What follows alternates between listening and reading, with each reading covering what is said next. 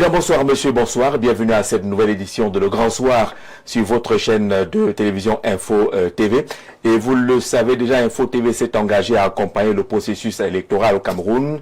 L'ensemble des acteurs impliqués dans ce processus électoral, notamment les candidats annoncés et déclarés à la prochaine élection présidentielle, afin qu'ils s'expriment face aux Camerounais et qu'ils présentent justement leur vision pour ce Cameroun qui nous appartient tous et qui nous est cher à nous tous. Dans cette logique, nous recevons un autre candidat déclaré à la prochaine élection présidentielle.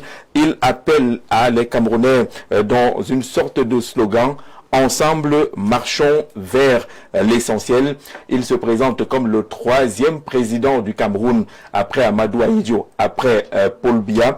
Il s'appelle Jean-Blaise Ngouet, président national du mouvement patriotique pour le changement du Cameroun, le MPCC. Avec lui, justement, on va parler de sa vision de la présidentielle et le contenu de ce qu'il propose aux Camerounais, lui, qui se présente, je l'ai dit, comme le troisième président camerounais. Monsieur le Président, bonsoir et bienvenue sur Info TV. Bonsoir Jean-Jacques, bonsoir à tous les téléspectateurs d'Info TV. Merci d'être invité sur votre plateau pour parler aux Camerounais, se faire connaître aux Camerounais, faire connaître sa vision aux Camerounais. Et merci de cette occasion que vous m'offrez. Ensemble, marchons vers l'essentiel.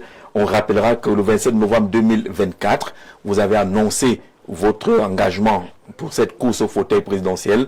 Vous l'avez réitéré ce jour même ici à Yaoundé, il y a de cela quelques minutes. On est les premiers à vous avoir après cette déclaration forte confirmant votre candidature à la prochaine élection présidentielle. Qu'est-ce qui vous motive tant cette année? Jean-Jacques, quand vous dites cette année, non, moi je ne crois pas que je me lève cette année seulement, tel que vous le savez. Vous savez, la politique, c'est une vision. C'est un homme qui porte une vision, une lumière que les autres ne verront que au moment venu. Tel est le cas aujourd'hui. Donc d'autres commencent seulement à me voir arriver aujourd'hui. Malheureusement et cependant, mon parti politique, je l'ai créé il y a 15 années. Il y a 15 ans déjà. Je suis moi-même fondateur du MPCC. Il y a 15 années. 15 années encore, vous m'avez connu, Jean-Jacques, en tant qu'un capitaine d'industrie, capitaine d'entreprise. Et lorsque un homme d'entreprise qui est prospère, un capitaine d'industrie, qui laisse ses affaires pour se tourner vers la politique, surtout c'est un homme d'affaires qui refuse d'entrer dans le parti au pouvoir, qui plutôt a le courage de se lever et créer son propre parti politique, ça veut dire qu'il y a quelque chose qui l'incite, qui le motive. Voilà, donc ça fait 25 années que j'aspire, je regarde le Cameroun, j'analyse le Cameroun, je vois un petit peu le président, parce que moi je me suis toujours projeté dans le temps. Voilà, et là où nous sommes aujourd'hui, c'est une situation que je vois et que j'ai commencé à appréhender il y a 25 années. Et donc, en regardant le Cameroun tel qu'il est, je me suis toujours posé la question, M. Biya, le jour où il n'est pas là, comment ça va se passer après le président Biya? S'il y a un diable qui se levait, s'il n'y a pas quelqu'un qui aime le Cameroun comme le président Biya a aimé le Cameroun, mais il a été trahi par ceux qui ont été autour de lui, ça va être difficile pour le peuple camerounais. Et nous sommes là aujourd'hui. Quand on regarde bien, on voit qu'en fait aujourd'hui, autour du président, le RDPC, c'est un parti fort qui a des hommes. Mais à l'intérieur, on a beaucoup plus de prédateurs aussi. Ces gens-là qui pour la plupart sont aujourd'hui, on voit l'opération Épervier, ainsi de suite, ainsi de suite. Et aujourd'hui, le président est là. Il est, certes, nous le savons tous, il voudrait aussi, il aspire à prendre de la vacance. Il aspire aussi, comme tout être humain, à dire, ok, j'ai travaillé, je souhaite aussi certainement me reposer. À 92 ans, je pense qu'il mérite un bon repos, un repos au village, et qu'on aille autour de lui demander, papa, apprends-nous ci, apprends-nous ça.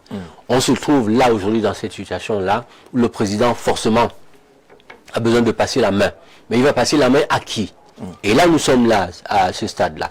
Et c'est ça que j'appelle la vision pour un homme politique. Un homme qui, en fait, est né, parce qu'en fait, c'est Dieu qui établit les rois. Et c'est Dieu qui nous crée tous. Et c'est lui qui donne le pouvoir à un homme. Et moi, je suis certain que ce pouvoir-là, depuis 25 années, mon travail n'a pas été... C'est-à-dire, mon rôle n'était pas celui d'être riche, d'être milliardaire.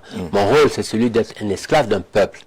Et je suis là aujourd'hui, face à cette vision d'antan, qui m'a amené à créer mon parti politique il y a 15 années. Donc j'ai créé le MPCC moi-même il y a 15 années, contrairement à beaucoup d'autres qui vont aujourd'hui, qui louent un parti à droite, qui louent un parti à gauche et demain ils n'ont plus de parti politique. Moi je suis patron de mon parti politique. D'accord. Alors quand on vous écoute, on a l'impression que vous n'êtes pas un opposant, vous n'êtes pas opposé au président Paul Biya, mais vous vous dites que maintenant qu'il arrive à un moment où il va falloir qu'il se repose, il faut le relais. Vous êtes le relais. Vous êtes contre la gestion de l'État par le président Paul Biya. Vous savez, moi je dis, je ne fais pas de procès au système qui est là. Oui. Le système qui est là a fait ce qu'il a pu faire. Aujourd'hui, les uns ont donné, chacun a donné le meilleur de soi-même. À l'époque, on n'avait pas d'Internet, on n'avait pas de WhatsApp, on n'avait pas de réseaux sociaux. Lorsqu'ils ont commencé, moi je me souviens, quand j'ai commencé mes affaires au Cameroun, un ordinateur, une unité centrale IBM, c'était cette salle. Or, depuis ce temps-là, ça c'est un ordinateur, c'est 560 gigas, ce petit truc-là, que j'ai dans les bras. Voilà, donc ça c'est nouveau. Et là, il faut des jeunes. Vous voyez, on est dans une autre ère, une ère des nouvelles technologies, une ère où les réseaux sociaux, ainsi de suite. Il faut aussi une nouvelle génération d'hommes politiques qui, en fait, soient des hommes qui sont prêts à gérer. Donc, hier, ils ont fait. Maintenant, ils ont fait ce qu'ils ont pu faire. Aujourd'hui, il est temps, avec les nouvelles technologies, avec tout ce que nous avons, avec les intelligences, avec l'intelligence artificielle, ainsi de suite, qu'on puisse prendre ce que nous avons au Cameroun et qu'on avance vite. Et moi, j'ai dit au président, monsieur le président, vous avez fait ce que vous avez pu faire. D'autres ont pensé, beaucoup d'ailleurs, même au sein du système, se préparent et croient et disent que le président doit présenter un dauphin au sein du RDPC. Nous sommes tous des Camerounais. Nous sommes tous fils d'ici. Il n'est plus question d'un parti politique. Il n'est plus question du RDPC. Il n'est pas question du MPCC. Il n'est pas question du MRC et tout autre parti politique. Il est question de la nation et d'un peuple. Donc le président de la République, nous sommes tous des enfants. Ce n'est pas parce que je ne suis pas là-bas au RDPC qu'il ne pourrait pas aussi dire, monsieur Gouet, venez là, vous êtes le dauphin, ou alors venez, je vous soutiens. Donc moi c'est ça. Mais on a l'impression chaque fois qu'on vous écoute, et les Camerounais qui vous écoutent, lorsqu'on lit leurs commentaires, ils disent que M. Gouet est beaucoup trop docile. On a l'impression qu'il tourne autour du pot. Il n'a jamais dit que la gouvernance va mal, que le pays va mal, que le président Biya a mal géré. Ça ne sort pas généralement de votre bouche, ce genre de choses. Non, de toute façon, je le dis encore, je ne suis pas là pour faire le procès de l'État, pour faire le procès de M. Biya. Moi, ce qui m'intéresse, je veux prendre tout le monde aujourd'hui, ensemble, on avance vers l'essentiel.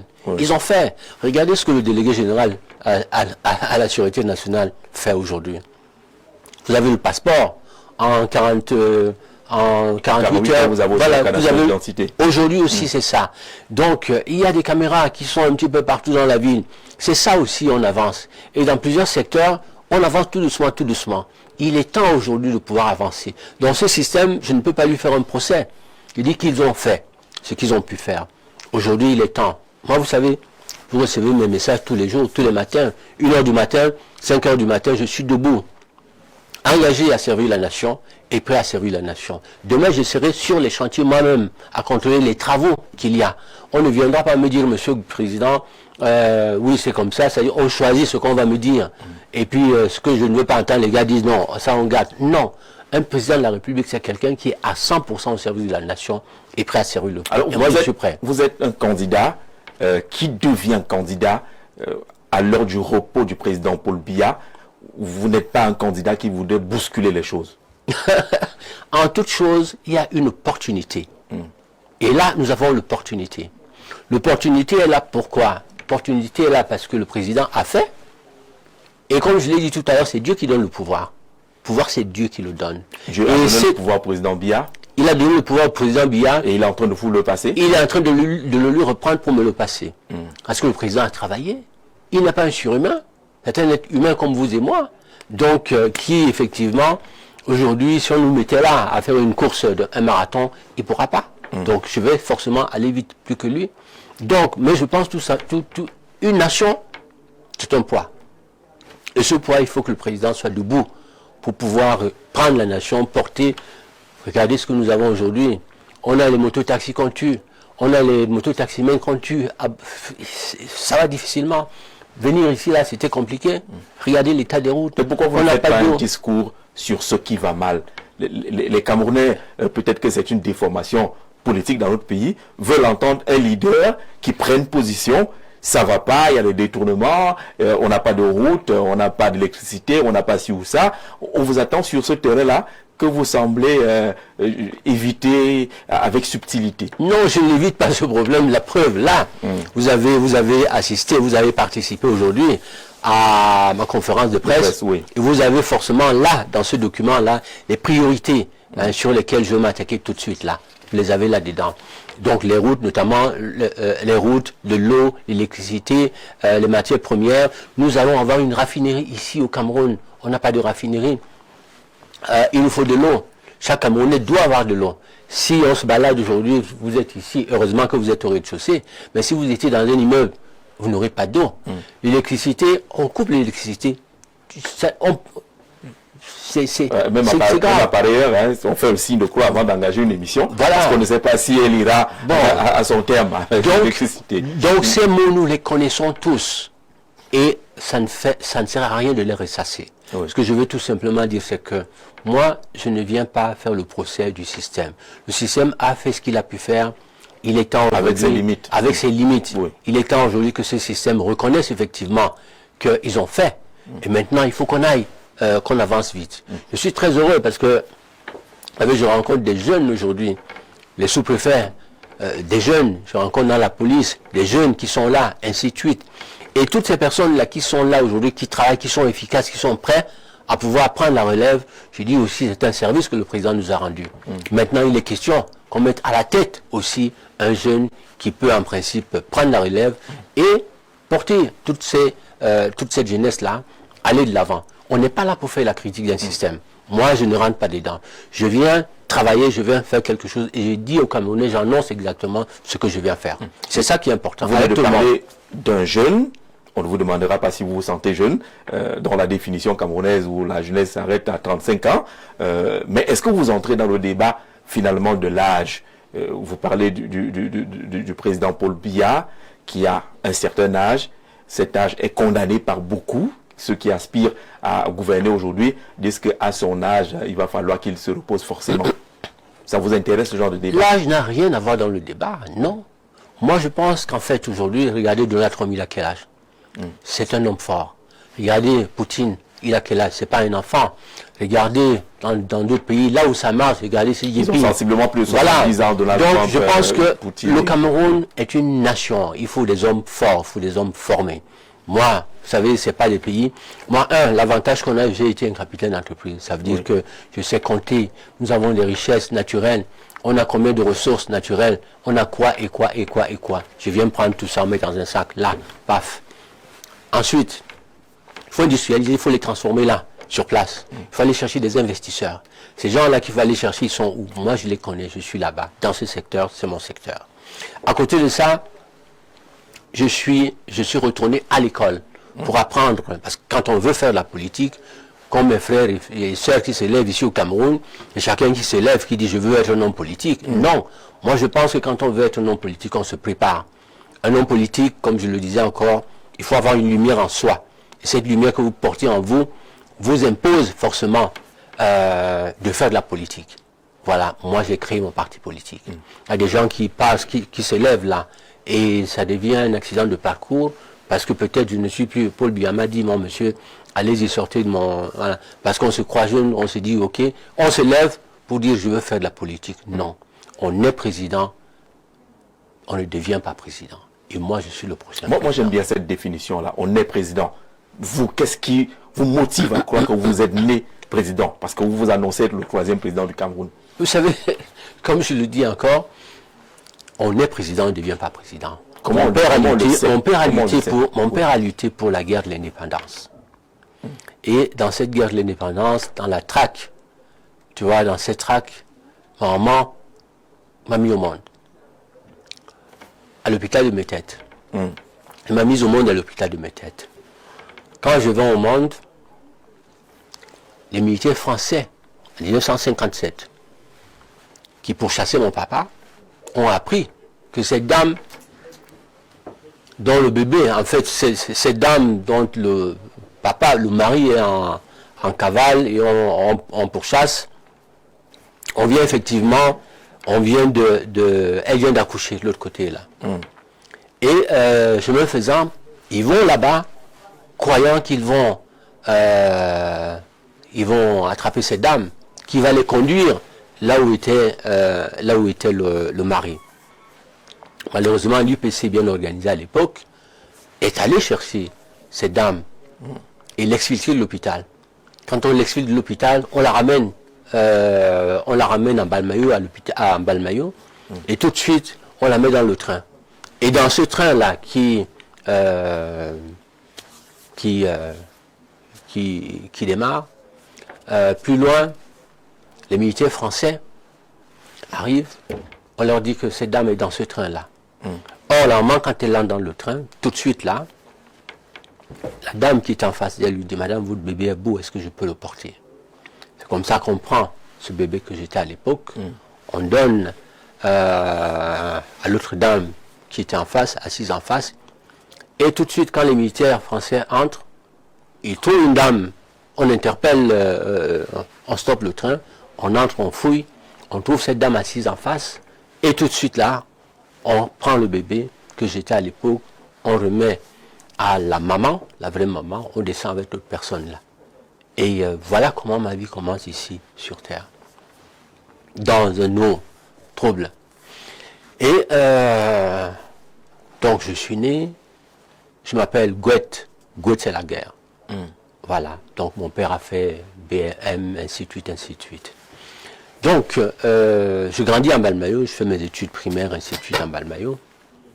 Parti de là, de Balmayo, je vais en France, continue mes études. Et puis là-bas aussi, vous savez, BTS, gestion entreprise et comptabilité, je deviens un chef comptable dans une entreprise. J'ai dit non, moi, travailler pour les Blancs comme je le travaille là, non. Chef comptable, un véhicule, une voiture. Je dis, je mets clic et clac, je rentre travailler pour le Cameroun. Je suis parti.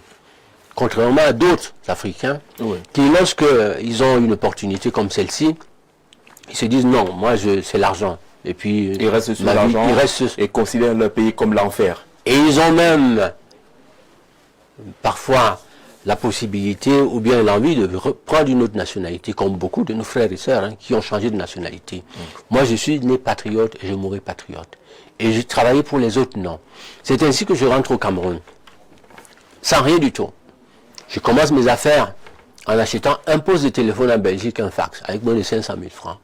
Je vends, j'achète un, je vends, j'achète deux, ainsi de suite, ainsi de suite. Et c'est comme ça que je démarre mes affaires. Voilà. Et chemin faisant, je rencontre LG, qui vient un jour, on leur dit, voilà, ce monsieur, lui, il peut vous représenter au Cameroun. LG était représenté par Matani, c'est-à-dire que c'était Golsa, par un Indien. Quand on vient me chercher pour représenter cette marque, d'une année à l'autre, j'ai fait 400% de chiffre d'affaires, 500%, j'étais un des premiers vendeurs de LG. Et vous-même, vous savez, comme beaucoup d'autres, LG, je l'ai mis ici au sommet, au Cameroun. Au sommet. Et alors, à un moment donné, j'ai dit, mais pourquoi est-ce que je peux... Moi, j'ai pris ce truc-là, ce n'était rien du tout. Travailler pour les autres? Non, je vais travailler pour moi-même. C'est comme ça que je mets LG de côté, je crée ma propre marque Lucky Gouette. À zéro. Les Camerounais m'ont dit, ah monsieur, vous allez vous lancer dans votre marque, qui va acheter? J'ai dit, non, moi, c'est l'Afrique. Je ne peux pas travailler pour les autres. Je veux faire pour l'Afrique et laisser un héritage à l'Afrique. Même si je n'ai rien du tout là-dedans, c'est les générations futures qui viendront terminer. Moi, ma mission, c'est de créer un chemin pour la jeunesse. Et vous avez créé ce chemin-là. Mais on ne réussit pas à trouver le lien entre l'opérateur économique futé et intelligent que vous avez été et que vous êtes et le pouvoir suprême. Le lien est à quel niveau? C'est donc cela, voilà le parallèle. Hein. Cet homme-là, qui a été un capitaine d'industrie, qui est parti de rien du tout, qui est arrivé au sommet, l'argent ne l'a jamais intéressé. Arrivé là, à ce moment, il crée sa propre marque pour dire je fais pour l'Afrique. Mais là aussi, vous savez, les conditions ici d'émergence des affaires au Cameroun ne permettant pas l'éclosion de vrais chefs d'entreprise, de vrais capitaines d'industrie, j'ai dit non, il y a un problème, il faut. Moi, ce n'est peut-être pas ça, j'ai fait, j'ai essayé, je suis un homme sacrifié, donc j'appartiens à ces gens de se sacrifier. Ce que je dois faire, mon devoir à moi, c'est de tout faire afin que cette génération qui arrive demain, cette génération trouve un Cameroun debout et qu'on puisse trouver des Camerounais. Moi, j'ai été très déçu, vous m'excuserez de faire ce parallèle-là, j'ai été très déçu de vous constater tout récemment, là, il y a quelques semaines, que le Cameroun est allé chercher un Nigérien à côté pour venir présenter aux Camerounais, lors de la conférence qu'il y a eu l'autre fois, comme un modèle africain. Non. Moi, ce monsieur-là... C'est un banquier à succès qui est promoteur d'une grosse structure bancaire. Mais seulement, ce banquier-là qui est prospère, propriétaire d'une grosse structure bancaire, il a été poussé, il a été formé, il a eu une occasion de son gouvernement, Obasanjo à l'époque, qui a pris la peine de choisir 10, 15, 20 Camerounais, non, 20 Nigériens. Oui. Il a dit, vous, je vous donne, je vous pousse. Ça a été fait dans ce pays, non, par le passé. Ici, moi je pense que James Onobiono a été un des premiers ici qui a créé FAEM. FAEM est où aujourd'hui? On l'a tué.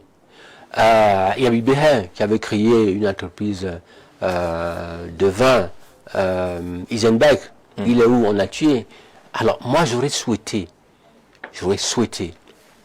que le président ou que le gouvernement camerounais nous montre un Camerounais qui soit un modèle.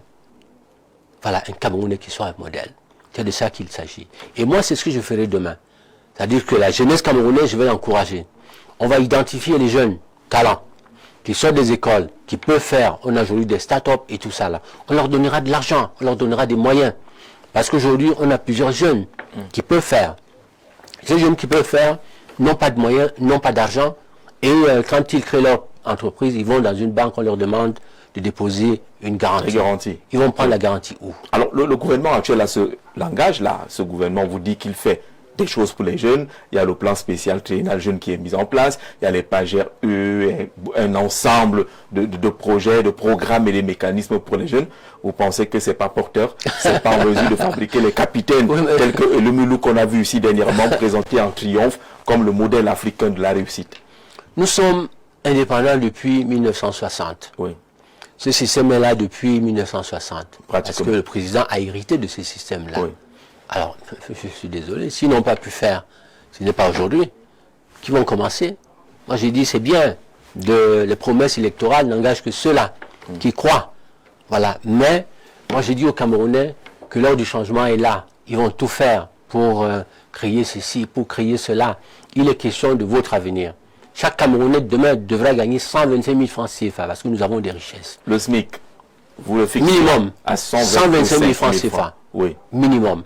On a de l'argent, on a des richesses. Et chaque Camerounais devrait gagner 125 000 francs CFA. Au moins. Dès que je suis là, dès le mois d'octobre 2025, une année après, le temps de faire l'audit, le temps de mettre des choses en place, le temps de redresser également le budget, parce que le budget du Cameroun aujourd'hui, ce budget est multiplié par 3 ou par 4. Et là, ce n'est pas une simple promesse électorale. Vous venez de dire que ça n'engage que ceux qui croient. Lorsque vous vous engagez à dire que le minimum que pourrait gagner un Camerounais, c'est 125 000, vous prendrez l'argent où? Jean-Jacques, ce téléphone-là, quand vous allez l'acheter, là, quand c'est une commande de l'État, le téléphone, là, le prix est doublé par 4 ou par 5. Oui.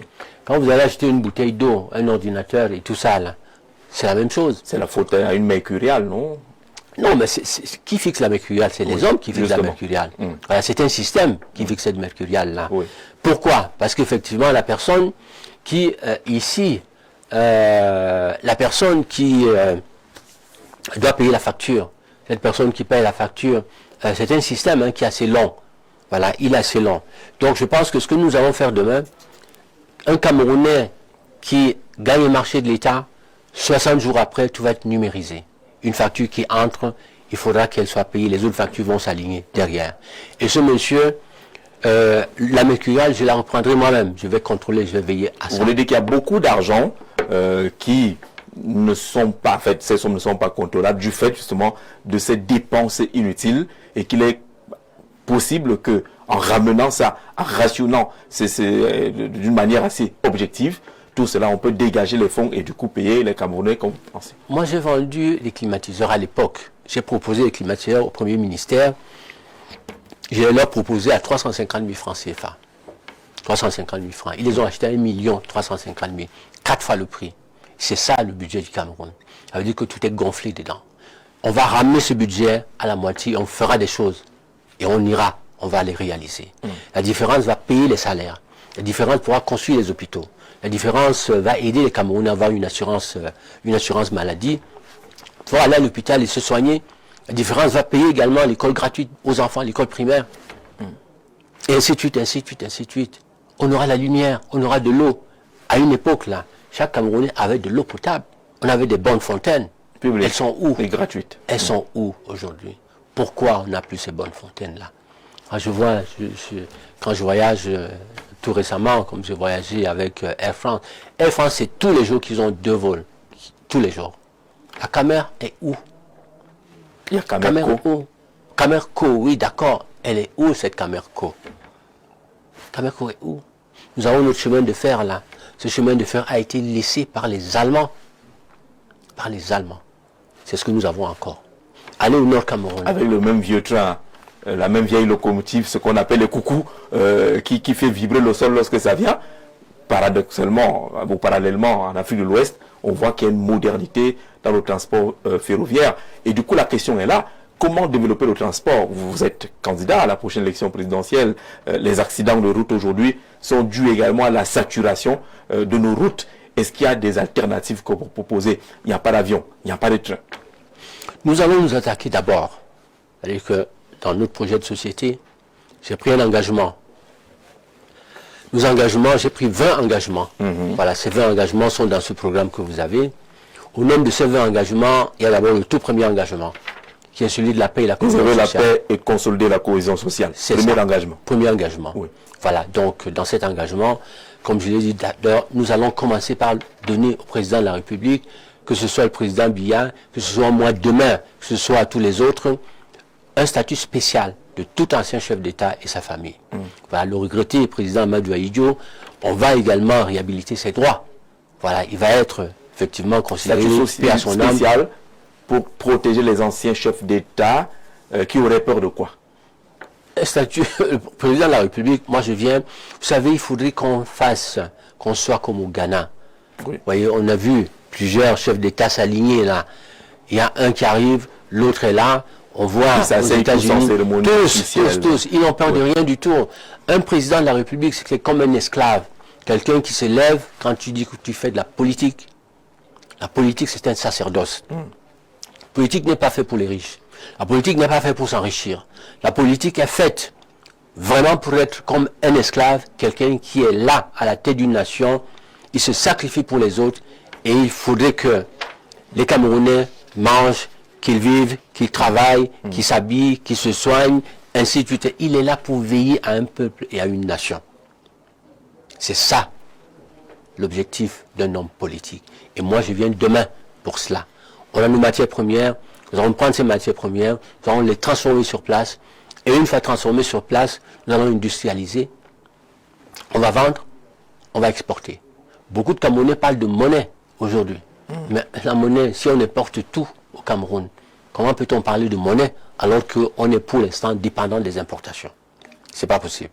Donc il faudrait d'abord que nous puissions transformer sur place, qu'on puisse industrialiser, qu'on puisse exporter, qu'on renverse la balance commerciale, et ensuite, 10 ans avant même de partir de ce gouvernement, je peux dire, allez mes frères et sœurs camerounais, on a notre propre monnaie, parce qu'on sera fort, on va imposer nos prix à l'extérieur, ainsi de suite. D'accord, on est à la première demi-heure de notre entretien avec le président Jean-Blaise Ogouet, candidat à la prochaine élection présidentielle, leader du mouvement patriotique pour le changement du Cameroun, qui dans son slogan parle d'ensemble, marchons vers l'essentiel. Je signale que vos questions sont en train d'être recensées. Vous aurez, Monsieur le Président, l'occasion de répondre aux questions des Camerounais et des téléspectateurs, des internautes, en rappelant que nous sommes également en direct sur Facebook et sur YouTube. Vous pouvez participer également à ce programme. Avant de découvrir les premiers messages et passer à un autre pan de votre projet de société, on va saluer un partenaire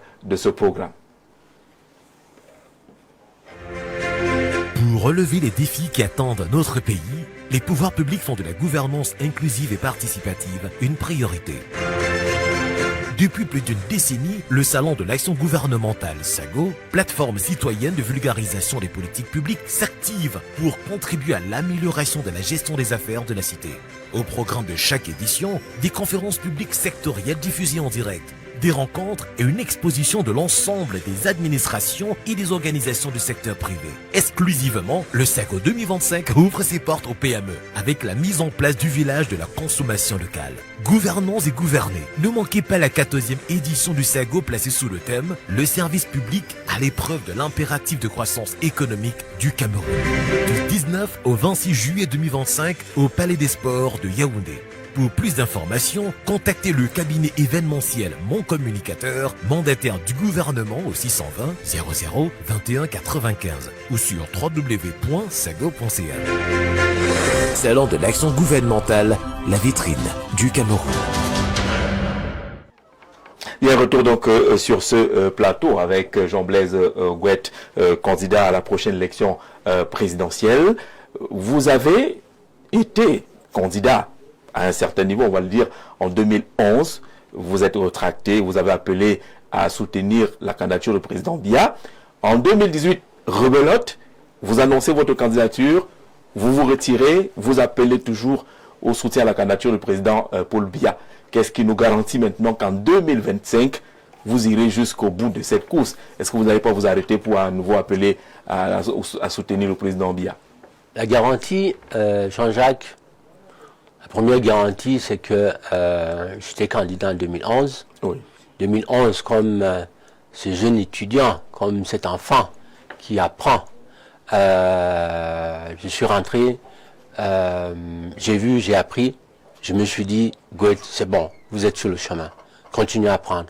Je me suis retiré, j'ai appelé à voter pour le président Biya, parce que je n'étais pas prêt. Et 2018, je suis à nouveau candidat. Cette fois-là aussi, je me retire et le président Biya est debout, le président Kamto est debout, Cabral est debout, toutes ces personnes veulent aller jusqu'au bout. Je me suis dit, Gouette, Oumiobe a dit qu'il y aura un troisième président. Et moi, je le sais depuis 25 années. Je me suis dit, c'est pas encore le moment. Vous avez senti que c'était pas votre temps? C'est ça. Ce n'est pas parce que vous étiez...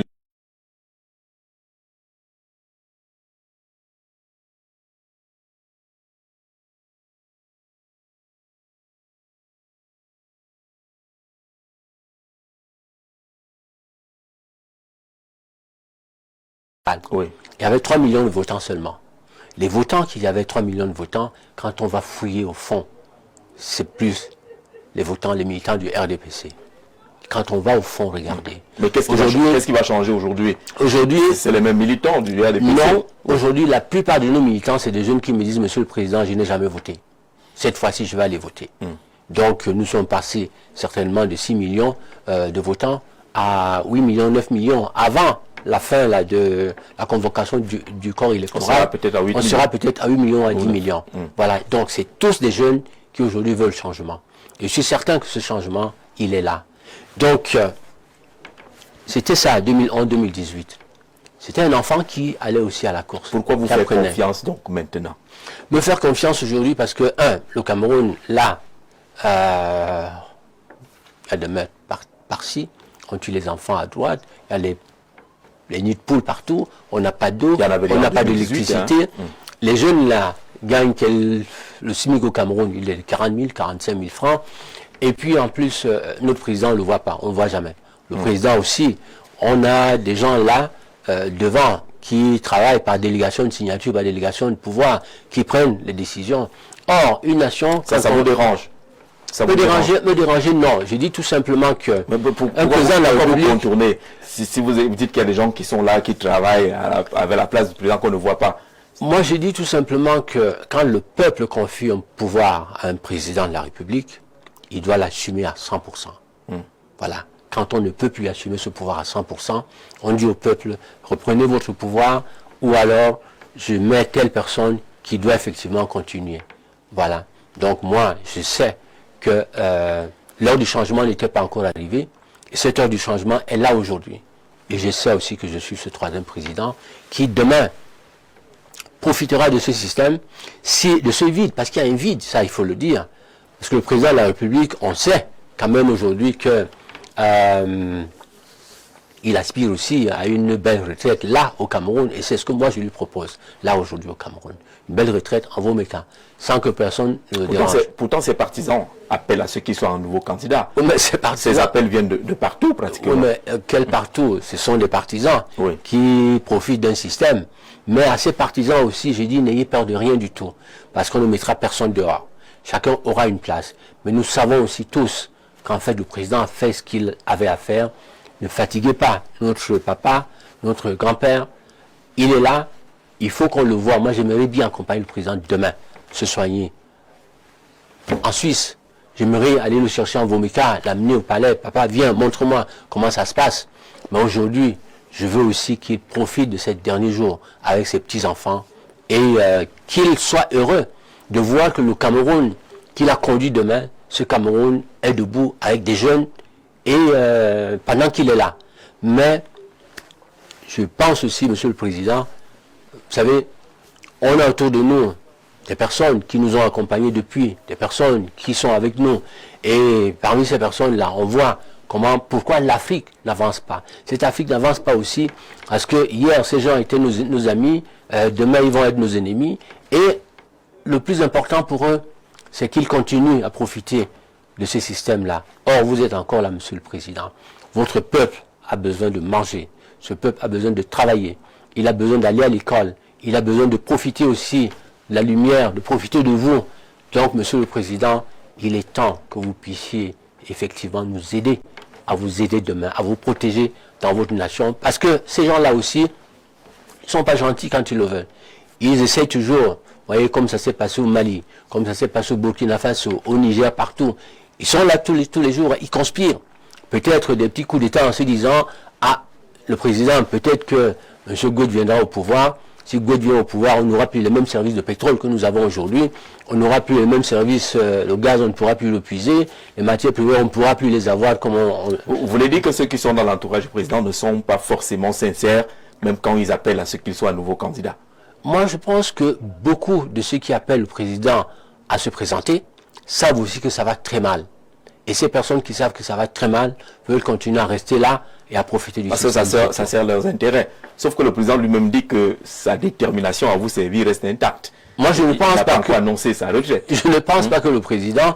De toute façon, ce qui est certain, le président est un homme de paix. Est un homme de paix. C'est un homme qui aime ce Cameroun-là. Et je pense que, pour autant qu'il aime le Cameroun, il s'est dit aujourd'hui que s'il dit qu'il se retire, dans le RDPC, il y aura tout de suite la guerre, une guerre civile. Parce que les longs couteaux vont sortir. Dans le parti. À l'intérieur du parti. Guerre civile, voilà. À l'intérieur du parti, voilà la nuit des longs couteaux. Oui. Les uns et les autres vont se lever en se disant, c'est moi, c'est moi, c'est moi, c'est moi, c'est moi, c'est moi. Donc tous se sont préparés. Ils ont des trésors de guerre, ils se disent, voilà. Et le président le sait. Le fait qu'il le sache, c'est pour ça qu'il va se dire, je suis là. Et peut-être, Monsieur le Président, je suis certain qu'il sait aussi que Oumyobé demain arrive. Et je sais également que Oumyobé là. Je sais que le président croit à la prophétie de Oumyobé. Et je sais aussi demain que le président, forcément, qu'il va se retourner, il dira, le Cameroun, il faut que je le laisse debout. Et il pourra dire, Monsieur Gouet, venez. Voilà, vous êtes le visage de la prophétie de Oumyobé. Je le pense et je suis convaincu. Je suis convaincu. Et le chemin semble ne pas être facile pour vous. Hein. On ne voit pas beaucoup votre parti sur le terrain. Est-ce que ça va être facile d'aller à cette élection-là lorsqu'on ne vous voit pas assurer une certaine couverture nationale qui est fondamentale si on veut remporter? Moi, l'avantage que j'ai d'abord été, hein, vous savez, hier, là, j'ai des policiers qui m'ont, en fait, là où on faisait la conférence, tout de suite, les gars me disent, ah, c'est pas vous, Monsieur Lokigouet, c'est pas vous, LG, c'est pas vous. Donc j'ai d'abord une histoire, j'ai un passé, j'ai fait, les Camerounais ont vu, je leur ai apporté des solutions. Et aujourd'hui, je pense que il suffit, vous, les hommes des médias, le fait que je sois ici aujourd'hui, beaucoup de Camerounais vont forcément se dire, ah tiens, c'était lui Lokigwet, c'était lui qui a fabriqué les télés, c'est lui qui a fabriqué les lampes solaires Aïda, et ainsi de suite. Il nous a apporté quelque chose. Les autres hommes politiques là qui viennent bavarder, ils ont fait quoi? Ils ont donné quoi au président? Moi, j'ai sponsorisé les ascensions du Mont Cameroun. J'ai donné à cette jeunesse camerounaise là. J'ai sponsorisé le sport. Tout ce que j'ai gagné comme argent, j'ai dépensé pour ces jeunes-là, pour la jeunesse camerounaise. J'ai fait du social, j'ai donné. J'ai été même chez les Pygmées. Combien de Camerounais ont été chez les Pygmées pour manger avec eux, pour donner un peu à... Moi, j'ai toujours été. Ce que j'ai gagné, ça n'a jamais été pour moi. Moi, j'ai des gens qui m'ont dit, Monsieur le Président, vous n'êtes pas un homme d'affaires. Un homme d'affaires, c'est pas fait pour aller distribuer. Un homme d'affaires, c'est fait pour accumuler de l'argent. Mais vous avez toujours été donné. Donc, je pense que... Mais que répondez-vous à ceux qui pensent que oui, Lokigwet s'est foiré, il est peut-être déjà ruiné, il veut se chercher une place en politique, peut-être qu'en annonçant sa candidature, il espère une main tendue venant des Toudi pour lui trouver un petit poste quelque part et se refaire un peu les poches. À Etoudi déjà, vous n'êtes pas ruiné, vous n'êtes pas en train de chercher là où trouver encore un peu d'argent. Moi, je vous dis, vous savez, lorsqu'un homme politique crée son parti il y a 15 années, lorsqu'il est dans les affaires, prospère dans les affaires, et alors qu'il peut continuer à devenir milliardaire et accumuler, j'ai créé mon propre parti politique. Et quand vous créez un parti politique, vous allez à une élection, vous avez vu le budget là, on a déclaré aujourd'hui, c'est 8 milliards de francs gérer une élection présidentielle. Donc les gens pensent que c'est 3 millions qu'on va chercher là-bas. Non, c'est 8 milliards de francs. J'en ai perdu déjà en 2011. J'en ai perdu en 2018. Je suis retourné à l'école, sur les bancs des universités pour apprendre et dire je suis prêt. Aujourd'hui, préparer ce moment-là. Donc, moi, ce qui m'anime, l'argent, non. Vous savez, je disais encore ce matin-là, j'ai un château Zido Cardinal, vous connaissez d'ailleurs, l'argent, non, le pouvoir, non. Un poste ministériel, non. Ça me direction générale, non, parce que vous avez quand même une grosse expérience qui pourrait être utile. Si le président Biya vous dit, venez prendre la SNH, par exemple, vous cracherez dessus. Monsieur Jean-Jacques Zé, moi je mourrai dans ma tombe demain sans rien du tout.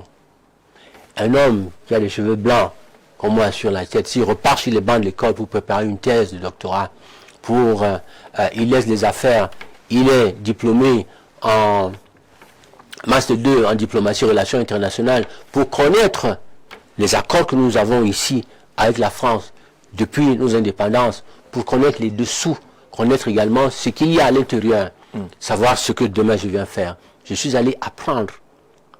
Je suis parti. Ça vous intéresse d'aborder les questions sur le franc CFA, par exemple? Bien sûr.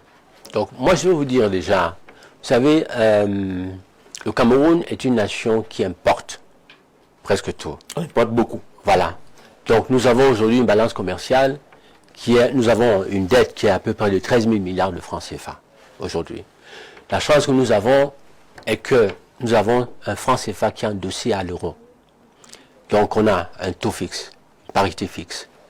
Aujourd'hui, si nous lancions notre propre monnaie, alors que nous importons tout, il peut y avoir des fluctuations. Oui. Et nous voyons, hier le dollar était à 500 francs CFA. Le dollar aujourd'hui est à peu près à 600 francs. Même taux, même niveau que l'euro. Quelle que soit la dette que nous avons, c'est de 13 000 milliards de francs CFA. Si aujourd'hui nous avons notre propre monnaie, cette monnaie-là que nous allons avoir, 2 ou 3 jours après, elle va être en train de monter, de descendre, de monter, de descendre. Et si cette monnaie, effectivement, descend, on a vu le franc Zaïre, qui ne valait rien du tout. Donc notre monnaie peut ne rien valoir du tout aussi.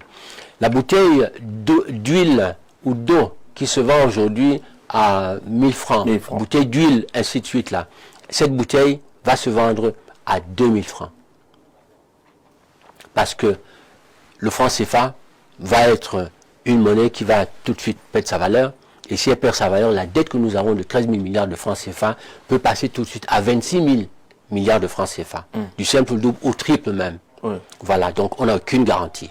Donc moi, le franc CFA... Donc on n'aborde pas frontalement la question du franc CFA sans garantir des bonnes capacités locales de production. C'est ça. En fait, aujourd'hui, on peut aborder, avoir notre propre monnaie, si nous pouvons imposer sur le marché nos propres produits, nos propres prix. Et si nous renversons la balance commerciale, ça veut dire que nous exportons plus que nous n'importons. Mais aujourd'hui, on importe tout. Vous allez importer aujourd'hui une bouteille du riz, 1 kilo de riz, qui coûte peut-être 600 francs ou 500 francs. Ce kilo de riz là, vous allez demain acheter ce kilo de riz à 1000 francs ou 1500 francs. Vous voyez? Or, le Camerounais, lui, gagne combien? Il gagne 43 000 francs CFA. Oui. Donc, le pouvoir d'achat, le salaire du Camerounais va rester là. Alors que l'inflation va être... c'est ça. Les gens veulent aujourd'hui avoir notre propre monnaie, c'est bien. Mais cependant, nous allons venir, en 10 années, nous allons transformer le Cameroun, on va industrialiser, nous allons développer les exportations, on va rendre la balance commerciale, on va exporter plus qu'on ne pourra importer. Alors donc, à ce moment-là, sortir du franc CFA ne fait pas partie des décisions que vous prendriez au lendemain de votre élection. Exactement. Ça va plomber notre...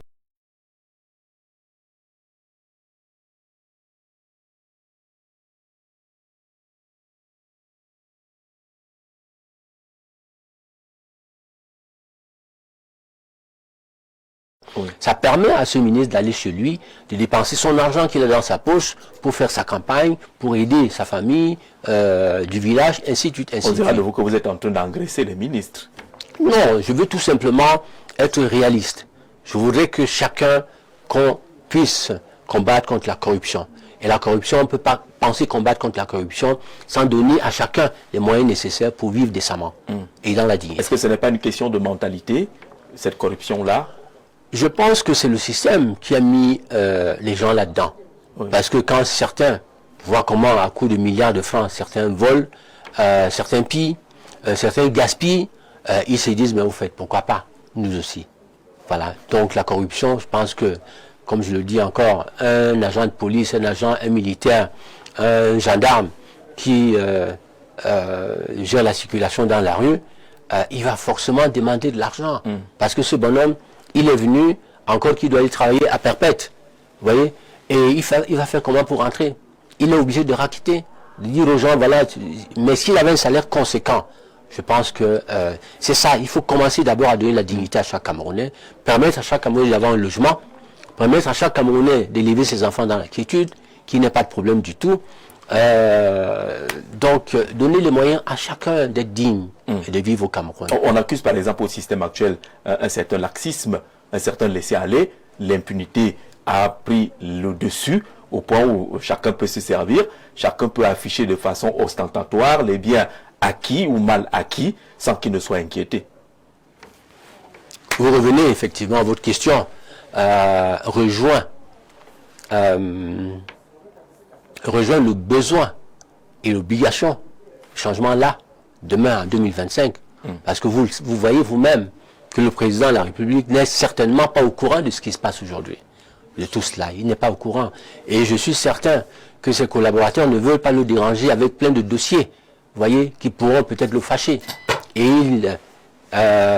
ils épargnent forcément le président d'un certain nombre de choses, de certains dossiers. Mais un président qui n'est pas au courant, c'est quand même critiquable, non?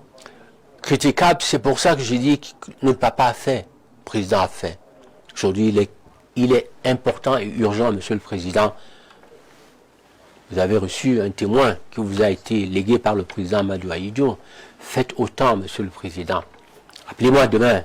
Dites-moi, Monsieur Gouet, vous pouvez, parce que je peux, Monsieur le Président. J'en ai les capacités. Vous attendez un cadeau du président ou bien vous voulez être un candidat à une élection? Cadeau, non. Moi, je pense que autant le RDPC a demandé à certains, des militants là, Bilobouba, Issa Tiroma, ainsi de suite, d'être ses partenaires. Autant je demande aussi au président, qui est le patron du RDPC, demain de soutenir la candidature du président. D'autres vont effectivement faire des alliances avec des petits partis politiques. Moi, je dis non, le RDPC n'a personne à l'intérieur pour être le prochain candidat. Moi, je suis un candidat de tous les Camerounais. Et je veux aussi que ce parti-là... Personne ne peut succéder à Paul Biya à l'intérieur du RDPC, vous le dites? Il a des gens capables, il a des gens bien formés, il a des gens dans l'administration. D'ailleurs, beaucoup des collaborateurs du président vont travailler avec nous. Parce que, comme je le dis, ensemble, allons vers l'essentiel. On ne mettra personne dehors. Mais il y a un seul siège de président. Quelqu'un qui doit remplacer le président qui est là, c'est moi. Et je pense que, je dis encore au président, il est le mieux placé. Parce qu'au sein du RDPC, si les gens peuvent penser que le président va se lever et dire à quelqu'un du RDPC, je me lève, prenez la suite. Pourquoi ne pas penser que le président peut aussi se lever et dire à un Camerounais, qui est Camerounais aussi, de dire comme moi, Monsieur le Président, voilà, vous êtes Camerounais, vous avez créé des choses au Cameroun, vous avez fait des choses au Cameroun, vous m'avez donné aussi, parce que j'ai sponsorisé des activités sportives du président Biya ici au boulevard Amadou Ahidjo. J'en ai fait pendant plusieurs années. Donc moi j'ai montré des preuves. Le président aujourd'hui, les gens autour de lui, qui ont tous profité du système, ils n'ont rien donné au président. Ils ont tous été fabriqués par le président. Moi j'ai donné. Vous êtes de ceux qui pensent je n'ai jamais rien que du président. le président, bon qu'il est, a finalement été trahi. Moi je pense qu'il a été trahi, c'est pour ça. Il a fait confiance à plusieurs de ses collaborateurs et plusieurs sont en prison d'ailleurs. N'eût été peut-être le fait qu'il aujourd'hui qu'il soit peut-être voilà, n'eût été on a appris là, vous voyez, la CONAC et tout ça là, on a sorti des rapports que nous avons tous lus, hein, on a tous voilà, il y a beaucoup de gens, on a dit voilà, il y aura peut-être des arrestations, ainsi de suite, ainsi de suite. Nous sommes là, on a entendu. Donc, beaucoup ont trahi le président. Beaucoup ont trahi le président. Alors, est-ce que vous n'êtes pas... c'est Elsa Bola, depuis les montagnes de Mburuku, Parmelon, qui envoie ce message, qui vous trouve très doux, qui pense même que vous êtes de ceux-là qui sont fabriqués par le régime, parce que vous caressez dans le sens du poil ce régime-là, qu'elle dit qu'il est temps qu'il a besoin qu'un opposant se doit de dénoncer. Il caresse les mots, en tout cas, on connaît les vrais opposants. Elle estime, en vous écoutant, que vous n'êtes pas un vrai opposant, que vous serez de ceux-là qui résultent de la marmite de l'usine à fabrication des pseudo-opposants. De toute façon, si je suis celui-là qui, effectivement, appartient à ces marmites-là, moi je dis tout simplement qu'on est président, on ne devient pas président. Et certainement que le prochain président du Cameroun doit être cet homme-là qui veillera sur tous les Camerounais. Et je veillerai aussi sur le président Paul Biya. Je dis tout simplement à chacun, nous le savons aussi, que le président aujourd'hui, il est fatigué. C'est-à-dire que c'est notre papa, il a quand même 92 ans. À 92 ans, moi je pense, monsieur papa, monsieur le président, il est temps que vous puissiez aussi faire ce que le président Ahidjo a fait. Il vous a appelé, il vous a donné le témoin. Moi, nous sommes en démocratie, si vous pouvez le faire, tant mieux, mais je souhaite que vous souteniez ma candidature. Voilà, c'est tout. Bonsoir Jean-Jacques, et à monsieur Loki Gouet, hein, c'est le petit nom qu'il utilise. Je viens de prendre le train en marche, sortant de la brousse pour tailler mon vin de palme. Une question, monsieur, quelle est la position sur le cas du Nozo? Le nord-ouest et le sud-ouest en proie à cette difficulté depuis 2016 pratiquement. Peut-il mettre un terme à cette guerre? Si oui, comment? Deuxième question, peut-il nous créer un comité de base du côté d'Akono? C'est monsieur Toto Planteur du côté d'Akono qui sort de la brousse. Il a détaillé son bon vin de palme s'il pouvait partager avec nous, mais au moins il partage une question. Est-ce que vous pouvez mettre fin à la guerre dans le Nozo? Quelle pourrait être votre stratégie? Voilà, alors déjà, je vais commencer par la dernière question. La dernière question, est-ce qu'on peut mettre un comité de base à Akono? Oui, mon cher frère. Il faut, demain, contacter Jean-Jacques, prenez mon contact. Nous allons immédiatement, je vais vous nommer représentant MPCC à Akono. Déjà. Et nous allons bousculer pour vous, afin que vous puissiez être le prochain maire. Parce que le pouvoir, c'est vous. Il vient, effectivement, de chaque arrondissement. Oui. Il vient du terrain, le pouvoir. Le pouvoir, c'est pas M. Gouet demain. C'est pas le président Biya aujourd'hui. Le pouvoir, c'est chacun dans son arrondissement. Chacun dans son village. Si les moyens, là, demain, il se lève, veut créer un comité de base, qui devienne maire, qui devienne conseiller municipal demain, ce monsieur, l'État lui donnera de l'argent demain. Et nous veillerons à l'argent que nous allons envoyer à chaque maire. Les maires vont être obligés, ils vont plus être comme aujourd'hui. Aujourd'hui, ils dépendent peut-être du FECOM. Mais nous allons avoir une décentralisation totale. Et chaque maire va avoir son argent. L'action du maire va être contrôlée. On mettra des argents pour contrôler. Et si chaque maire réalise effectivement ce pourquoi il a eu le budget, Jean-Jacques, vous allez voir qu'en une année seulement, le Cameroun va pousser comme ça. Nous allons avancer. Première question, donc, je suis ouvert. C'est possible. Prenez mon contact, c'est possible. Voilà, le comité de base peut être créé. Mais non, le Nozo, quelle stratégie pour mettre fin à cette guerre? Nozo, moi j'irai dans les prochains jours. J'ai des militants à Bamenda.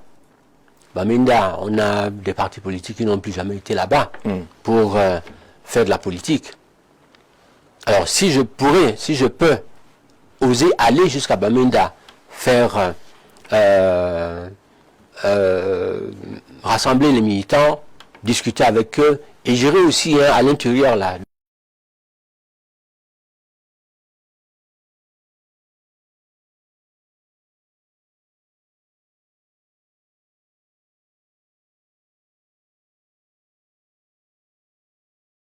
Nos maires, soyez nos candidats aux prochaines législatives, nous allons vous présenter. Vous allez être des maires, vous allez gérer vos villes et vos villages. Vous allez avoir les moyens de l'État, vous allez avoir l'armée, la police, la gendarmerie et tout ça là. Et on va construire ensemble le Cameroun. Mais il est hors de question de se diviser. D'accord. Voilà. Vous êtes candidat à la prochaine élection présidentielle au moment où le Cameroun est en train de traverser, je vais dire, des situations assez compliquées. Il y a des divisions. Il y a un repli identitaire, ethnique assez poussé. Il y a la montée d'un discours de haine de plus en plus visible. Vous, hommes de paix, quelle est la recette que vous proposez pour qu'on sorte justement de ces discours de haine et de la division? Moi, c'est pour ça que j'invite tous les Camerounais à se mettre ensemble. Le MPCC, c'est un parti des Camerounais. C'est pas un parti de M. Gouet, c'est pas un parti des Bassa. Autour de moi, d'ailleurs, vous allez faire des enquêtes, hein, vous allez observer. Je n'ai autour de moi que mes frères et sœurs de l'Ouest, mes frères et sœurs anglophones, mes frères et sœurs du Nord. D'abord, les Bassa, pour l'instant, sont derrière. Parce que vous ne voulez pas être étiqueté comme un parti Bassa, comme un leader Bassa. Nous sommes un parti politique national. Oui. Et j'invite tous les Camerounais à se joindre à nous, que ce soit les Bassa, que ce soit les Bamileke, mais nous sommes ouverts. Chaque Camerounais qui veut demain, qui est un patriote, qui veut donner de ce qu'il a à la nation pour qu'on puisse construire ensemble, venez. Moi, je dis à chacun, les mamans, les femmes, la femme a une place de 50% chez nous. Est-ce que c'est ça la solution pour tuer le discours de la haine au Cameroun? Moi, je pense qu'il faut inclure tout le monde. Il faut inclure tout le monde. Ça, c'est dans votre parti. Il faudra le mérite. Oui. Voilà, il faudra le mérite. Et il faut aujourd'hui un homme aussi. Un homme, beaucoup disent dans vos interventions, que je caresse peut-être. Voilà, c'est ça. Non, c'est ça un homme de paix. Oui. Je suis un homme de paix. Voilà, un homme de paix, c'est celui-là. Non. Moi, je suis un homme de paix. Un homme qui vient pour unir tous les Camerounais. Et un homme qui dit à tous les Camerounais, venez ensemble, nous pouvons effectivement donner espoir à notre nation. Voilà, il y a certains qui pensent que quand on est un homme politique, ça doit être la guerre. On doit chasser billard, on doit en principe porter les armes, on doit dire non, boycotter les élections législatives et municipales, et penser que la solution c'est... Non, moi j'ai dit la solution, je suis un démocrate. Je respecte les institutions de la République. Donc je vais à une élection présidentielle, j'ai 3 conseillers municipaux, j'ai créé mon parti politique il y a 15 années, je travaille tout doucement, je suis parti apprendre la diplomatie et les relations internationales. Mais on va parler justement de cela, de cette formation en diplomatie et autres. La question de la haine, elle est quand même assez palpable, assez impactante dans notre République. Mais est-ce que vous avez identifié les origines de ce discours de haine? Vous savez, aujourd'hui, un homme politique, c'est aussi la diplomatie. Oui. Je suis reparti à l'école pour apprendre la diplomatie. Et je vous parle là aujourd'hui, beaucoup pensent que je caresse le président Biya. Non, je suis un diplomate, un homme politique. Et je suis quelqu'un qui... voilà, donc je pense qu'il faut un homme de paix. Parfois, il faut embrasser. Il faut étreindre. C'est ça. Il faut être un homme qui peut parler à tout le monde. Oui. Un homme qui accepte tout le monde. Un homme qui... Voilà. Et moi, j'irai dans chaque maison dire à tout le monde, il est temps qu'on puisse se mettre ensemble et puis qu'on sauve la République. Et la République, nous allons la sauver. Les haines là, les divisions... Parce que les divisions sont dues à un mauvais partage des biens de la richesse de la République. Qu'il y en a qui ont accès et d'autres n'en ont pas accès. Ça pourrait être l'une des causes de ce qu'on vit aujourd'hui. Moi, je voudrais dire à mes frères et sœurs camerounais, 2025, octobre, c'est dans 6 mois. Oui. Ce qui s'est passé hier, laissons ça derrière. Travaillons ensemble pour changer ce système-là. c'est pas la peine qu'on fasse un procès de Vous ce devez système. faire quand même un bon diagnostic si vous voulez que ça change. Diagnostic ou pas, je pense qu'aujourd'hui, nous n'avons, comme j'ai dit à tout le monde, ensemble, marchons vers l'essentiel. Ensemble tous. Voilà. Si aujourd'hui, les uns et les autres se lèvent déjà autour de moi, ça veut dire qu'ils veulent qu'on est ensemble. Ce qui n'a pas marché hier, ils ont été, ça c'est eux. Mais nous donnerons la place à chacun. Chacun aura une place. Il ne sera plus question d'ethnie, ni de quoi que ce soit. Il sera question, nous sommes des Camerounais. Et nous devons ensemble nous arrêter main dans la main pour travailler. Nous devons aimer notre nation. Et chacun doit donner du cœur dans ce que nous faisons. Parce que beaucoup se lèvent en politique parce qu'ils attendent des petits intérêts. Ils attendent ceci. Comme vous dites, hein, beaucoup se lèvent parce qu'ils veulent un poste de ministre, ils veulent ces choses. Moi, je ne veux pas un poste de ministre. Non, ça m'intéresse pas. Alors, la question du Nozo, comme la question de la basse, il ne vous a pas échappé qu'un membre du gouvernement vient d'être enfariné du côté de la Belgique. Quelle pourrait être l'approche pour, ne serait-ce que je vais utiliser ce thème-là, adoucir les cœurs de nos compatriotes qui sont membres de la basse, par exemple? L'approche, il n'y a qu'une seule approche, Jean-Jacques. L'alternance. 2025, là, il y aura du feu. Si jamais le système peut dire, voilà, nous avons gagné, il y aura du feu. Mais il peut aussi gagner, ce système. Il ne pourra pas gagner, parce que le système... pas gagner. Jean-Jacques, les Camerounais veulent manger. Oui. Les Camerounais veulent se soigner. Les Camerounais veulent gagner 125 000 francs CFA chacun. Oui. Un Camerounais qui sait qu'il va gagner demain 125 000 francs CFA, qui aujourd'hui dort affamé, qui est dans la rue, il va corrompre les gens, il a un salaire de 120 000. Aucun Camerounais ne peut voter ces systèmes. Mais il y a un Camerounais qui vous dira que vraiment l'affaire de Gouette, là, nous, on ne croit pas. Ce n'est pas... C'est trop beau pour être vrai. Ce n'est on pas peut conserver nos 40 000 que nous connaissons déjà. déjà. 40 000 gens, nous sommes dans un État, nous sommes là, au Cameroun, et nous voyons que le président a fait ce qu'il a pu faire. C'est notre papa, le président. Il a droit, il mérite un repos. Il faut une alternance. Et qui? Nous sommes combien? Là, identifiez là autour de vous les hommes politiques qu'il y a là aujourd'hui, qui sont candidats là. De ces hommes politiques, en dehors de Biya et moi, qui là aujourd'hui? Quand on est éliminé, parce qu'il n'a pas d'élu, il n'a pas... Mais il peut être investi par un autre parti politique. Il ne pourra pas être investi par un autre parti. Est-ce que M. Biya, qui est président du RDPC, peut démissionner du RDPC pour dire que Gouette, je viens être investi par le MPCC parce que moi, je n'ai pas de candidat? Non. C'est un aveu. Il y a un problème. D'accord, mais la loi le permet. La loi, je ne sais pas si elle le permet. Ouais. Je ne sais pas si elle le permet. Voilà, c'est notre débat. Mais je pense qu'il faut la dignité. Voilà, il faut la dignité à chacun de nous. Alors pourquoi on ne se sépare pas sur une note un peu violente quand vous dites qu'il y aura le feu en octobre? Est-ce que c'est une métaphore, c'est une figure de style? Parce que nous, on a peur quand on parle de feu. Non, parce qu'en fait, vous avez donné cet exemple-là de ces gars de la basse qui ont été enfarinés des gens. Je pense qu'en fait, c'est tout simplement pour dire que ça va très mal. Parce que si ces gens réagissent comme ça veut dire que non, les Camerounais sont prêts à voter. Vous ne dites pas qu'au lieu de réagir comme ça, inscrivez-vous massivement sur les listes électorales et allez me voter au lieu d'agresser. C'est ce que nous faisons aujourd'hui. C'est ce que nous faisons. On dit à tout le monde, moi, vous savez, je suis un diplomate. Hein. La diplomatie, c'est dialoguer avec les uns et les autres. Et c'est ce que j'ai dit aux uns et aux autres. Laissez tomber. Allez-y, allons-y. Préparons-nous tous. Donc, je profite de cette antenne encore pour adresser d'ailleurs à nos frères et sœurs de la basse. Venez, le président Kamto, ce qui est certain, il n'ira pas à cette élection-là. Il ne remplit pas les conditions. Au président Kamto, j'ai dit, grand frère, viens. Nous pouvons faire ensemble. Vous avez été ministre de la Justice. Vous êtes un très bon avocat aussi. Donc, nous pouvons ensemble faire. Venez, on va faire équipe. Vous pouvez être ministre d'État.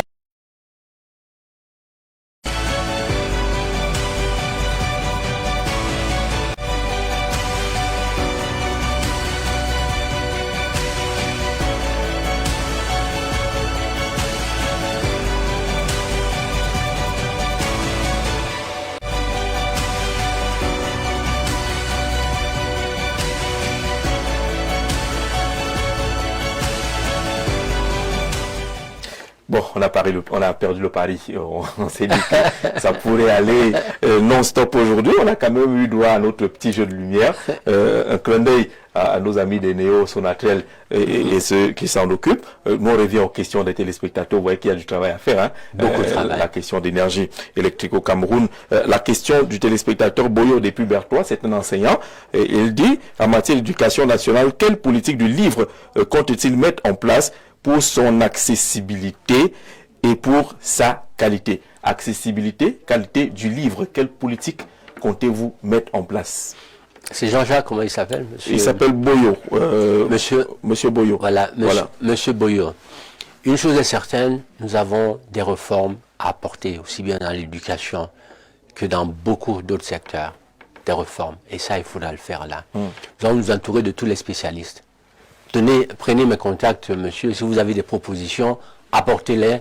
Mais demain, il faudra que le Camerounais choisisse ce qui est bon pour lui. Voilà, donc moi, je suis à l'écoute. J'ai autour de moi des experts. Ce sont ces experts-là, dans l'éducation et dans d'autres secteurs, chacun dans son assiette viendra me proposer, monsieur le président, on mettra des comités, des commissions, et puis ensemble on choisira. Mais une chose est certaine, il faut une réforme de l'éducation. Il y a déjà eu une réforme au Cameroun, celle par exemple qui avait annoncé la suppression du probatoire, qui est toujours là, ce probatoire mort dans les papiers, mais qui existe toujours dans notre pays. Le livre est une question évoquée chaque année, on l'échange régulièrement, il coûte assez cher, il y a quand même beaucoup de choses à faire dans le domaine. Beaucoup de choses à faire. Le probatoire, on va complètement l'annuler. Vous suivez ce qu'avait proposé cette réforme-là? Oui, c'est un frein. C'est un frein qui bloque beaucoup d'enfants à pouvoir avancer. Maintenant, quant au reste, les livres, ainsi de suite, là, on ne peut pas. Vous savez, et je le dis encore, parce que j'ai des enfants qui sont à l'université, c'est tel ou tel jour qu'un professeur arrive avec son livre, il impose aux enfants. Non, il faut arrêter ça. Voilà, donc l'éducation, on va mettre en place des manuels qui vont être des manuels officiels qu'on va utiliser et que les spécialistes, avec ceux qui sont là aujourd'hui, on verra quoi utiliser, quel système mettre en place, mais il faut des réformes. Ces réformes pourraient toucher également la configuration gouvernementale du domaine de l'éducation. Aujourd'hui, on a 4 ou 5 ministères qui s'occupent des questions d'éducation et de jeunesse. Absolument, il faudra effectivement, on ne peut pas avoir 4 ou 5 ministères, non. Déjà, le gouvernement va serrer la ceinture. Ouais. Alors, on va avoir un gouvernement qui va être restreint. Les ministres vont occuper certainement, on aura 30 ministres. Dans les 30 ministres, on aura certainement 15 femmes, 15 hommes, y compris, aujourd'hui, on a nommé un ministre d'État en charge des personnes en situation de handicap. Donc on va avoir en plus un ministère en charge des personnes en situation de handicap. On va avoir un ministère de la diaspora. Mais au niveau de la jeunesse, vous êtes en train de repartir un gouvernement pléthorique là. Comment? Vous êtes en train de repartir un gouvernement pléthorique. Aujourd'hui, on a au moins une soixantaine de portefeuilles. Non. On va avoir à peu près une trentaine, une quarantaine maximum de ministres, et des ministres qui vont vraiment avoir des portefeuilles, ils vont travailler. Parce que moi-même, au palais, je vais avoir toutes les semaines des résultats et je vais être en conférence de ministres avec toutes ces personnes-là. Voilà, avec une parité pour l'approche genre. Une parité. C'est du 50-50 50-50. Oui. 50 ministres femmes, 50 ministres. J'aurai même, j'aurai 55% pour les femmes et 45% pour les hommes. On a vu tout ce qui s'est passé. C'est pas simplement flatteur là? Flatteur, non. Vous savez, vous m'excuserez de parler du Rwanda, mais Kagame a quand même avancé, avec dans son gouvernement, il y a eu beaucoup de femmes et il a tenu jusqu'ici. Ils sont dans la parité. Voilà, voilà. Mais il y a quelques années, on avait beaucoup plus de femmes dans son gouvernement que voilà. Donc c'est possible. C'est possible et nous allons le faire. D'accord. Bonsoir, monsieur Jean-Jacques Zé. S'il parlait bien, j'aimerais le représenter au Gabon. C'est quoi parler bien? C'est comme je comprends là, ou bien une autre forme de parler bien? Il nous faut un homme d'affaires pour gérer les affaires du pays. Et que si vous parlez bien, naturellement, il peut vous représenter du côté du Gabon. Bonsoir, Jean-Jacques Zé. Le président est pertinent. Le CMI... le SMIC à 125 000, l'argent viendra d'où? Emmanuel de Yaoundé qui revient sur cette question-là, vous trouverez l'argent où? S'il vous plaît, le contact du président. Alors là, je vais être important finalement. J'aimerais implanter le comité de base du côté de Baham aussi. Une autre sollicitation. Quelle solution pour l'électricité? Il a 2 questions sur le SMIC. Où trouverez-vous l'argent? Et quelle solution pour l'électricité puisque vous avez vécu en direct une coupure? Très bien. Oui. Voilà. Donc, déjà pour l'électricité, nous ne pouvons en aucun commencer l'industrialisation sans électricité. C'est la base. Voilà, c'est la base. Hein. Donc, en ce moment, actuellement, je fais des tournées actuellement à la recherche de nos investisseurs. Parce que moi, je voudrais venir, le premier jour de mon investiture, on va se mettre au travail. On se met au travail tout de suite là. Donc, je suis en train de chercher des solutions. Et ces solutions-là, trouver des solutions, des partenaires au niveau électrique, des partenaires, on a des nouvelles technologies aujourd'hui, on a panneaux solaires, on a du soleil, cette chance que nous avons d'avoir du soleil partout au Cameroun. Nous avons, dans les 10 régions du Cameroun, on a des projets qui sont en train de se mettre en place. On a des partenaires, ces partenaires viendront avec les moyens financiers afin de nous accompagner. Donc sur mes priorités immédiates tout de suite là, c'est l'électricité d'abord, c'est l'eau, c'est la santé, les routes, les priorités immédiates. Voilà, donc, et l'éducation aussi, plus les transports ferroviaires et tout ça là. Tout de suite, on va s'attaquer à ces problèmes-là immédiatement. Mais la priorité essentielle, c'est d'abord la lumière. Vous avez vu quelle industrie peut produire si on n'a pas de lumière? C'est pas possible. D'accord. Voilà. La seconde, oui, allez-y. Allez-y. Bon, lui voulait le contact pour créer il faut le lui donner du côté de Baham. Avec plaisir. Avec plaisir. Nous avons un site internet qui est www.mpcc.be. Non, c'est mpcc.be. Voilà, dans votre moteur de recherche, vous avez tous mes contacts à l'intérieur. D'accord. Alors bonsoir Jean-Jacques, j'aime bien ce message. S'il te plaît, sois professionnel comme d'habitude, ne fais pas comme il sonne non, sois élégant et ne verse pas dans le tribalisme. Moi j'aime bien comprendre ce genre de questions des Camerounais. Je ne sais pas à quel moment on a parlé de tribu pour verser dans le tribalisme. Vous avez un candidat à l'élection présidentielle, posez-lui les questions et vous voyez bien que nous relayons toutes vos questions, mais nous n'acceptons pas l'invective, l'injure, parce qu'on ne peut pas construire en même temps avec l'injure. Maintenant, si vous avez repéré le tribalisme dans votre façon de conduire l'émission, d'accord, soyez plus précis là-dessus pour qu'on le fasse plus et que ça ne vous gêne plus. D'accord. On ne vous comprend pas, Monsieur Gouet. Donnez-nous une stratégie claire pour le NOZO. Qu'allez-vous faire concrètement? Il insiste sur cette question-là, sur le NOZO. Est-ce que vous n'avez pas été suffisamment clair? Moi, si vous êtes du NOZO, venez nous voir. C'est une zone en crise. Une chose est certaine, je suis sur le terrain. J'ai commencé à discuter avec nos frères et sœurs du NOZO. Parce que, comme je le dis encore, j'ai dit tout à l'heure, on ne peut pas démarrer une activité sans la paix. La paix est capitale. Donc, nos frères du NOZO, nos frères au nord Boko Haram, le président de la République, et ceux qui entourent le président de la République, chacun doit être dans la quiétude. Pas de peur, pas de panique. Le NOZO, Ayoub Tabé, on le mettra dehors. Avec Ayoub Tabé, on va construire également tous ceux qui sont là-bas. Il faut qu'ils déposent des armes. Donc, à ceux-là aussi qui sont dans les brousses, on a commencé à discuter avec des jeunes.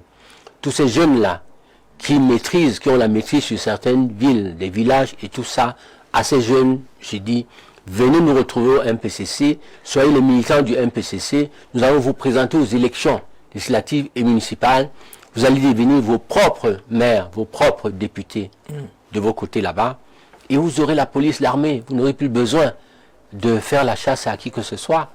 Vous allez travailler, l'État vous donnera des moyens pour le faire là. D'accord. Vous voulez dessiner le NOZO à votre image, vous allez dessiner le NOZO à votre image. Ce n'est pas à moi de choisir, mais c'est à vous de choisir des solutions. Et vous annoncez une éventuelle descente de ce côté-là? Absolument, dans les prochains jours. D'accord. Bonsoir, Monsieur Zé, très belle émission. J'ai une question au futur président. Que va-t-il faire par rapport à tous ces éperviables et qui sont en prison? Je veux parler par exemple de Monsieur Marafa et autres. C'est Étienne Florent Nana depuis le quartier Van. Que ferez-vous de ceux qui sont dans les serres de l'épervier qui sont gardés aujourd'hui dans les prisons? Alors, tous les frères et sœurs qui sont aujourd'hui dans les serres de l'épervier, moi, je vais me débarrasser de l'opération épervier. Vous allez mettre fin à la forme actuelle de l'opération épervier. Voilà, ils vont tous, je vais les rencontrer tous. J'ai besoin, je vais appeler chacun. Et chacun viendra déposer ce qu'il a comme argent, le mettra dehors. Pour certains, les milliards qu'ils ont, on a besoin de cet argent-là On n'a pas besoin des gens en prison.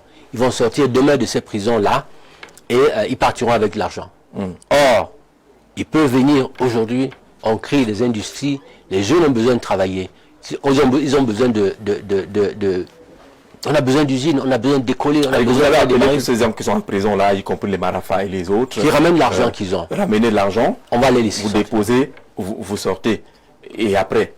Après, toute personne qui touchera à l'argent de l'État passera ses derniers jours en prison, on confisquera tous les biens. Il n'y aura plus question de rembourser l'argent volé, non. Système Lokigwet, vous volez de l'argent, vous terminez vos vies en prison. Je ne veux pas être un peu dur, mais vous savez, en Chine, quand vous détournez de l'argent, on vous tue. On vous sacrifie. C'est un peu extrême. Mais je ne veux pas aller jusque-là. Oui. Donc je dis tout simplement que ceux qui vont demain détourner l'argent de la chose publique, vous allez terminer le reste. Quand vous arrivez au pouvoir, vous appelez d'abord ceux qui sont déjà là, qui n'ont pas été mis en prison par vous, par votre système que vous allez amener, de rembourser d'abord de l'argent. Vous allez l'élargissez et vous recommencez à zéro. Tout le monde. Plus de fermeté. On va aller tout le monde ensemble. On va prendre ce qui existe aujourd'hui, nous irons vers l'essentiel. Ils ont profité tous de ces systèmes-là. On va commencer un système nouveau. L'État, l'argent de l'État, c'est sacré, on ne touche pas. Vous touchez à l'argent de l'État, vous terminez vos jours en prison. D'accord. Et on confisque tout. Question d'éducation encore. C'est Sadio, depuis Kaélé, dans le Septentrion, qui vous pose la question. Monsieur le futur président, quel est votre plan pour les enseignants? Avec le monde des enseignants aujourd'hui, avec les OTS, on a trop supporté, ainsi de suite. C'est toujours des revendications. Il y en a qui sont sur le terrain depuis une dizaine d'années, mais qui ne sont pas prises en charge. Que feriez-vous pour améliorer la situation des enseignants? Nous allons les prendre en charge. Nous allons renforcer l'éducation. Il y aura des réformes. Il y aura un salaire minimum de 125 000 francs CFA. Enseignant ou pas enseignant, il y aura des réformes. Et nous venons pour donner la dignité à chaque Camerounais. La dignité à chaque Camerounais. Donc ces enseignants qui donnent l'éducation, le savoir à nos enfants, ils doivent être non seulement protégés, mais ils doivent être pris en considération. Et il faut qu'ils aient effectivement un statut qui leur permet aujourd'hui. Ils vont tous être réintégrés et ils vont travailler pour ceux-là qui souhaitent travailler. Est-ce que vous êtes quand même conscient que l'enseignant aujourd'hui est un peu le parent pauvre du système? Il se plaint par exemple que lui n'est pas logé, n'a pas de maison d'astreinte, alors que le douanier qui a plusieurs avantages est logé, d'autres corps sont logés, mais l'enseignant est toujours celui qui attend pendant longtemps, même s'il y a des améliorations avec Aigle aujourd'hui, pour que sa situation soit prise en charge. Vous avez parlé tout à l'heure de discrimination. Discrimination, c'est pas seulement Bamileke, Bassa, ainsi de suite. Non, c'est aussi ça. Et au MPCC, chaque Camerounais sera pris en compte comme un Camerounais à part entière. Et tel que j'ai dit, il y aura des réformes. On va tout valoriser. On aura une mercuriale. On aura un barème salarial pour tout le monde. Donc, ils vont être réintégrés. Et chaque Camerounais devra avoir, en principe, travailler dans la dignité. Ceux-là qui transmettent le savoir à nos enfants, on ne peut pas continuer à les prendre comme à l'état actuel des choses. Non. Voilà. D'accord. Bonsoir Jean-Jacques, il faut avouer que Lokigwet est vraiment convaincant. Lui au moins a à son actif un passé qui parle en sa faveur. Il présente le pragmatisme des hommes d'affaires, courage et force. À lui Jackson depuis Yaoundé pour sa contribution. Bonsoir à votre invité. J'aimerais savoir ce que pense notre invité de la sortie de franc CFA. Il a déjà suffisamment élaboré là dessus. Peut-être qu'on n'était pas encore là. Au niveau régional, c'est-à-dire tous les pays de la CEMAC. Peut-être qu'il a un peu élargi. On parle tout à l'heure de franc CFA et le Cameroun. Mais le Cameroun, si vous êtes président du Cameroun, vous êtes pratiquement à la tête de la sous-région, CEMAC.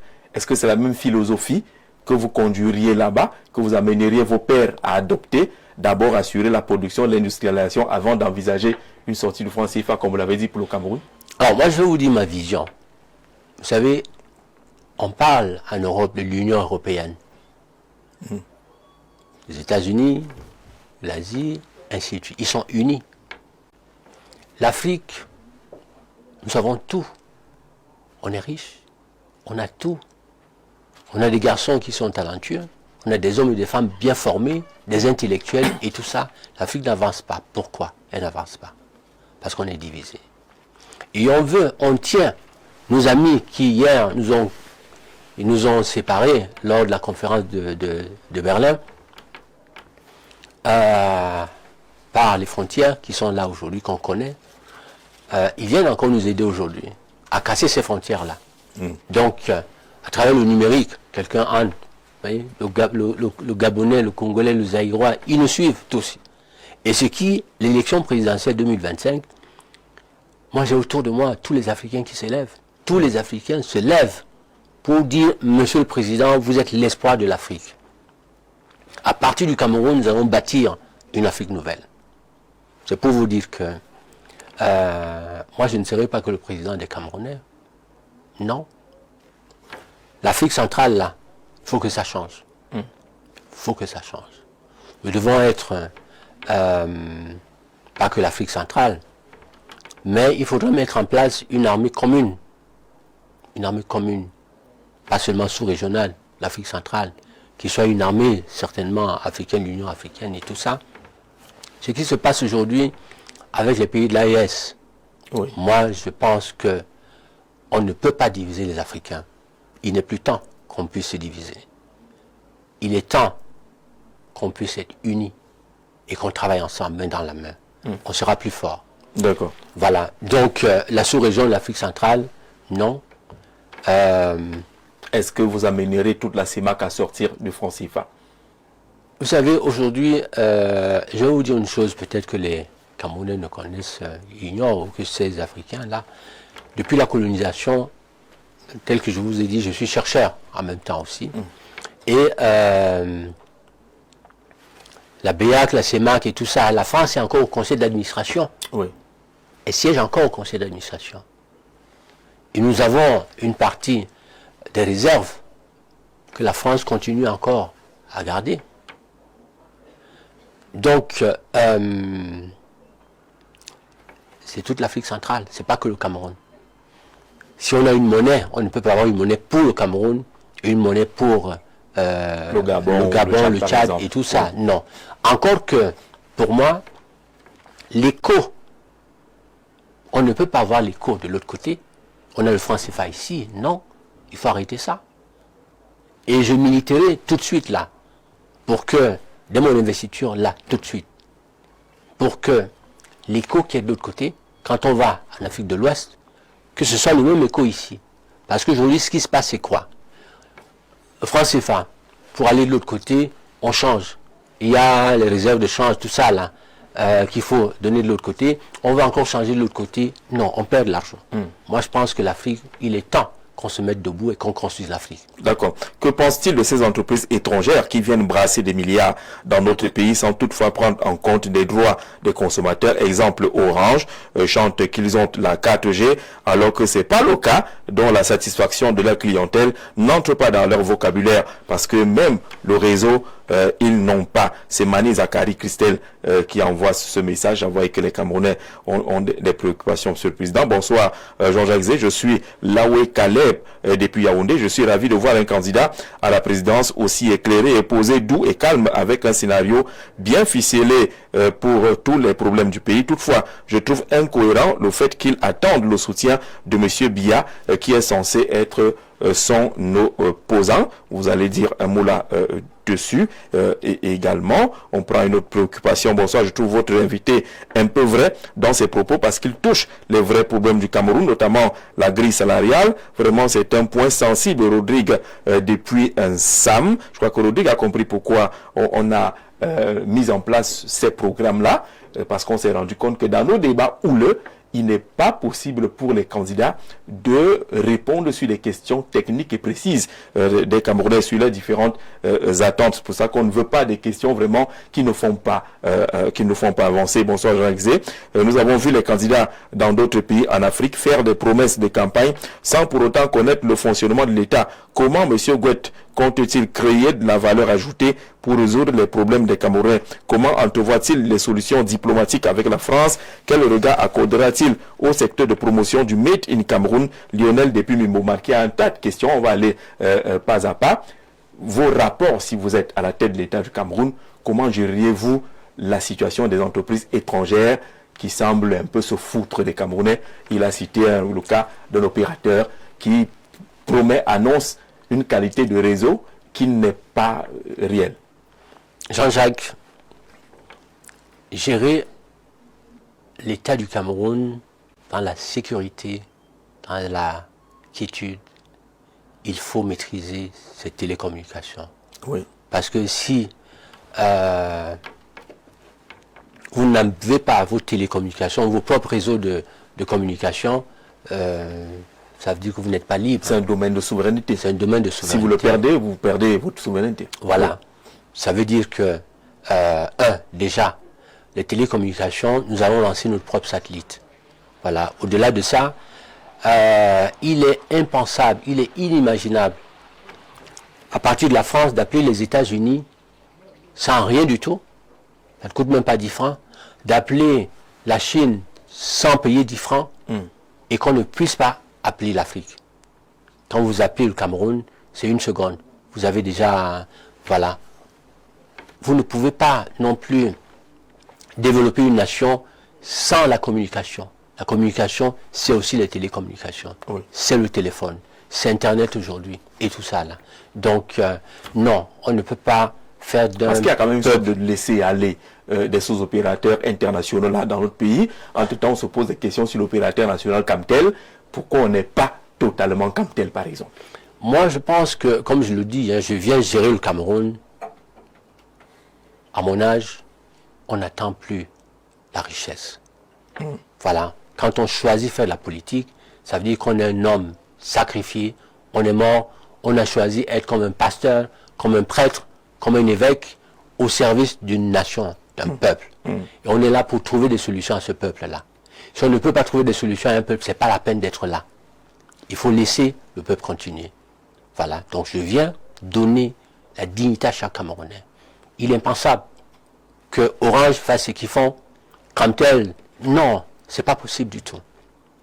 Donc les communications, on ne peut pas appeler la Chine gratuitement d'Europe, ou de la Chine, ou encore des États-Unis, et puis l'Afrique, qu'on reste là. Non. Ça, c'est continuer à martyriser le peuple africain. Et je crois que ça doit s'arrêter. Et ça va s'arrêter. Voilà. Là, les communications, certainement que je ne saurais les vérifier.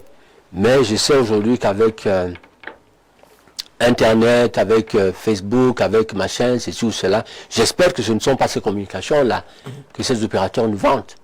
Mais pour le Cameroun, il est temps d'avoir son propre satellite. Et c'est possible. Ça ne coûte rien du tout. C'est possible. Voilà, c'est possible. C'est ce que nous allons faire demain. D'accord. Alors, bonsoir à vous, le plateau. Quels éléments palpables nous prouvent que vous êtes sérieux? On s'adresse à vous, Monsieur le Président. Avez-vous déjà géré une macro ou une microstructure? Si oui, lesquels et quels en sont les résultats aujourd'hui? C'est un médecin qui envoie ce message-là. Est-ce que vous avez l'expérience qu'il faut pour gérer, prétendre gérer le Cameroun? Bonsoir, Jean-Jacques Zé. Qu'est-ce que Monsieur le futur Président fera-t-il? On retrouve encore de Canal+, Orange, MTN, Eneo et toutes les sociétés étrangères qui malmènent les Camerounais. François-Xavier Dobala. Voilà. On revient à cette question-là pour dire qu'il y a un malaise réel que les Camerounais ressentent vis-à-vis du service rendu par ces structures, ces multinationales. C'est comme si nous étions pris en otage. Comme si nous étions pris en otage. Et je pense qu'il est important de pouvoir effectivement, dans mon projet, vous avez un papier devant vous, que vous avez pris ce matin à la conférence, à ma conférence de presse. Et dans ce papier, les télécommunications font partie des priorités. Voilà, donc nous viendrons, effectivement, tel que je le dis, il est temps qu'on puisse avoir nos propres satellites. Le Cameroun a de l'argent. Un tel cam est là pourquoi? C'est un tel cam qui, hier, je ne sais pas, qu'est-ce qui se passe aujourd'hui. Oui. Voilà, donc il donnait effectivement des services à Orange et puis aux autres. Pourquoi est-ce qu'un tel cam n'est pas plus compétitif que les autres? Pourquoi est-ce que Orange, ainsi de suite? Donc il faut aller fouiller, au fond, pourquoi ça se passe comme ça. À ce monsieur qui demande si M. Gouet a de l'expérience, je voudrais lui dire que je suis un scientifique. Je suis aujourd'hui un diplomate, j'ai l'expérience dans les affaires, j'ai l'expérience plurielle. Allez dans mon site internet, mpcc.be, vous avez une page Jean-Blaise Gouet, Vous aurez dans cette page-là la biographie de M. Gouet, le parcours de M. Gouet, et n'hésitez pas à m'appeler. Mais aujourd'hui, il est temps que la nation puisse avoir un homme qui tout au moins a des notions d'affaires, dans les affaires, un homme qui est un scientifique. Moi, le Cameroun, la sous-région, je la connais. Ce que nous avons, beaucoup parlent des accords entre la France, l'accord de coopération monétaire, économique et financière. Moi, j'ai soutenu un Master 2, une thèse, un Master 2 dans cette discipline. Je prépare une thèse en ce moment. Toujours, je continue à faire des recherches dans la sous-région. Donc, je suis un scientifique, un chercheur, et je pense que j'ai quand même des outils qui me permettent aujourd'hui de porter le Cameroun plus haut. D'accord, vous avez donc votre vision fondée sur 20 points. On aura l'occasion de revenir là-dessus. Vous avez promis pouvoir revenir sur un de nos plateaux pour aller en profondeur. Mais l'un des débats de la scène politique à l'approche de la présidentielle, c'est le code électoral. Il y a des candidats aujourd'hui qui pensent que tel qu'il est fait, eh bien, le code électoral est taillé à la mesure du candidat d'en face. Je dis à mes frères et sœurs, moi, le code électoral, il ne me fraye pas du tout. Il n'est plus question du président Biya. Il est question de chaque Camerounais. Il est question de notre peuple. Le président Biya doit être conscient du fait qu'il n'est plus question de lui. Il est question de donner l'opportunité à son peuple de pouvoir avancer et d'émerger. C'est de ça qu'il est question. Donc le code électoral qui est là aujourd'hui, moi, il ne me fraye pas du tout. J'ai des gens, j'ai des équipes sur le terrain. Je travaille. Je fais aujourd'hui, j'ai à l'extérieur aussi bien, j'ai engagé des pourparlers au niveau extérieur avec des partenaires, que ce soit français, américains, russes, ainsi de suite. Aujourd'hui, j'ai des équipes qui sont sur le terrain. Les candidats camerounais, c'est vrai, je suis très souvent surpris de les voir que ici sur les plateaux de télévision, on ne les voit pas sur le terrain. Et moi, je suis sur le terrain. Je suis sur le terrain. Vous êtes déjà arrivé à Doumintang, par exemple, à Doumé ou Dimako? J'y suis là. On a déjà des représentants là-bas et qui vont attendre. Je vais les installer bientôt à Dimako. Voilà. Donc, ça ne vous dérange pas et vous ne comprenez pas que certains candidats s'accrochent sur la qualité du code électoral pour dire que c'est mort. Quand on est de l'opposition, on ne peut pas gagner. Moi, je pense que j'ai souvent l'habitude de voir certains hommes politiques qui n'ont d'ailleurs le nom d'hommes politiques parce qu'ils ont un décret qui a été signé hier par le MINAT. Mais ils se permettent de dire à tous les Camerounais, venez, on peut, le code électoral, il faut le changer. Non, le code électoral n'a rien à faire. Ces gens qui travaillent, les agents de l'ECAM, ont autant de problèmes que vous et moi. Ces personnes-là qui travaillent à l'ECAM ont des familles. Lorsque ces familles vont aujourd'hui se soigner à l'hôpital, s'ils n'ont pas d'argent, les enfants meurent. Ces personnes, ce personnel de l'administration qui hier a soutenu ce système, ces gens aussi ont des problèmes. Et ces personnes, vous parlez d'enseignants tout à l'heure, on a d'autres qui ont un salaire 40 000, 50 000 francs. Tout le monde a des problèmes. Donc il est temps à tous les Camerounais, je dis, je fais appel à chacun de vous. Il est temps qu'on se lève tous. Il est temps que nous puissions remercier nos frères et sœurs là qui ont travaillé hier. On dit à tous, moi je vois le Premier ministre, il est jeune. Il n'y a pas quelqu'un qui ira à la retraite. Non. Et même, il y a beaucoup d'autres là qui n'iront jamais à la retraite. Je vais vous dire une chose. Atangandi est quelqu'un que beaucoup de Camerounais n'aiment pas du tout. Moi j'apprécie ce monsieur-là. Et demain, Atangandi, pour moi je dis, on s'en fout. Le plus important, méthode un peu critiquable. Le plus important, les Camerounais, il faut en fait, ils ont besoin quand même du bâton demain pour qu'on aille vite. Oui, c'est ça. Ils ont besoin de ça demain. Voilà, donc Atangandi est quelqu'un, non, moi je l'utiliserai demain. Pourquoi pas là? Pourquoi pas la police? Pourquoi pas l'armée? J'aurais besoin de gens comme ça. Parce qu'il faut des gens qui ont de la poigne. Et ce n'est que comme ça qu'on peut demain. Alors il y a dans la classe de l'opposition, entre guillemets, qui se méfie de l'ECAM, qui se méfie du Conseil constitutionnel, qui se méfie de l'administration territoriale, qui se méfie pratiquement de tout. Est-ce que c'est de la diversion? Moi, je pense que c'est la diversion. Tout simplement.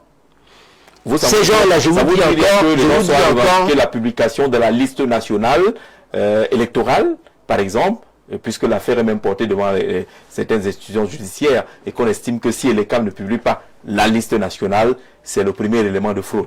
Moi, je dis à ces personnes-là, et l'ECAM, l'administration territoriale, il n'est plus question de soutenir un système. Il est question aujourd'hui qu'on puisse se lever tous pour construire la nation. Nous devons penser à nos enfants, nous devons penser à nos petits-enfants. C'est de ça qu'il est question. Nous devons penser à demain. Alors, si on continue à soutenir la bêtise, si on continue aujourd'hui à soutenir un système, on n'a pas de route, on n'a pas d'eau, on n'a rien du tout, on va rester là-dedans, on va mourir. Oui. Donc, je pense que ces personnes-là doivent être conscientes. Moi, je dis, c'est pas la peine d'aller... il faut que chaque Camerounais soit aujourd'hui informé, que chaque Camerounais soit debout, que chaque Camerounais se rende compte de la réalité, qu'on se dise les vérités. Le système a fait. Maintenant, il a fait. Il est temps que ce système puisse donner la place à une autre génération de pouvoir continuer. Mais rester dans ce système, soutenir la bêtise, ça veut dire qu'on n'a pas besoin d'avoir de l'eau, on n'a pas besoin d'avoir un salaire de 125 000 francs demain, on n'a pas besoin d'aller se soigner à l'hôpital, on n'a pas besoin demain d'avoir l'école primaire qui va être gratuite, parce que l'école ici demain sera gratuite. Et ça, on a les moyens de le faire. Donc, je pense tout simplement à vous les agents de l'État, à vous tous là qui appelez le RDPC, à le président à se lever, je crois que nous devons être tous réalistes. Il faut se dire les vérités. Il est temps que nous puissions en fait tous se lever, rejoindre le MPCC et demain se mettre ensemble et construire la nation. Quand on parle d'un parti politique, on parle du RDPC, on parle, c'est vous dans votre village là, du temps. Ce sont vos frères et sœurs qui vont être là-bas, les candidats, les maires, les conseils municipaux, ainsi de suite. C'est pas M. Gouette. Donc, levez-vous tout simplement à tous les jeunes là, rejoignez-nous, parce que les aînés qui sont là-bas, chez vous, au RDPC, ces aînés là, qui sont aussi bien à Maroua, à Garoua, à Kousseri, ainsi de suite, ne vous donneront jamais de place. Ils vont vouloir toujours se représenter. Or, il est temps que vous puissiez vous lever pour prendre en main votre destin. Et nous vous attendons. C'est avec cela qu'on va refermer ce programme, Monsieur le Président. C'était un plaisir d'échanger avec vous. Deux petites questions un peu piques. Vous avez tout dit. Est-ce que vous n'avez pas pensé au 13e mois? Kevin Depuis et Bolova vous a suivi de bout en bout. Il y aura le SMIC à 125 000. Il y aura l'amélioration de ci ou de ça. Vous n'avez pas pensé au 13e mois aussi pour Kevin du côté des Bolova? Kevin, le 13e mois viendra. Nous devons d'abord remettre de l'ordre. D'accord. On doit remettre, se donner la dignité à notre peuple. C'est d'abord ça le premier combat. D'accord, quelqu'un dit, ok, il faudra peut-être modifier la constitution avant d'écarter totalement Maurice Kamto, on l'a compris. Le MRC ne peut pas l'investir, mais un autre parti politique qui a des élus comme le vôtre peut l'investir pour être conforme justement à ce que disent les lois. Monsieur le Président, on vous dit merci grandement. Je rappelle que demain, 21h, on aura un autre candidat à l'élection présidentielle. Vendredi, 21h, le docteur Marcel Vondor, qui est candidat indépendant à l'élection présidentielle, va répondre à vos questions dans le cadre du programme À vous la parole, demain vendredi à 21h. On vous laisse, hein. On sait que maintenant, vous n'avez plus totalement droit au repos. Il faut être sur le terrain. Merci beaucoup. Merci beaucoup Jean-Jacques. Merci à tous les téléspectateurs qui nous ont suivis. N'hésitez pas à me contacter, je vous attends. Le MPCC, c'est votre parti politique. L'heure du changement est arrivée, c'est maintenant. C'est pas demain, c'est maintenant. C'est la fin de l'émission. Maintenant, c'est pas demain. Demain, c'est un autre programme. Passez des magnifiques moments sur Info TV.